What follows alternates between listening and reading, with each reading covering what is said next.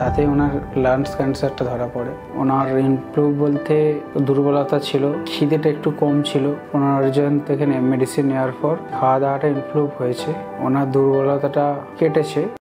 আমার নাম অয়ন দাস, পেশেন্টের বাড়ি খিলা কল্যাণ চক, আমার দাদু হয়। ওনার লাংস ক্যান্সার হয়েছিল।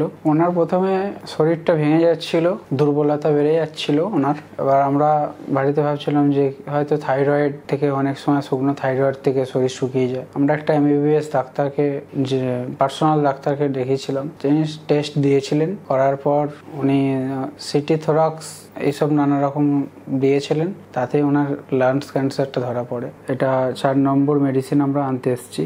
ওনার ইমপ্রুভ বলতে আমরা যেটা প্রথম থেকে ছিল, একটু কাশি বেশি ছিল, দুর্বলতা ছিল, খিদেটা একটু কম ছিল। 15 জন থেকে মেডিসিন নেওয়ার পর সেকেন্ড ডোজ থেকেই বুঝতে পেরেছি খাওয়া দাওয়াটা ইমপ্রুভ হয়েছে, ওনার দুর্বলতাটা কিছুটা কেটেছে, আর ভয়েসটা হালকা যেই স্টেজে ছিল সেই স্টেজে আছে। এখন পর্যন্ত উনি ভালো আছেন, কোনো খারাপ স্টেজের দিকে যাচ্ছে না সেরকম বোঝা যাচ্ছে এই পর্যন্তই।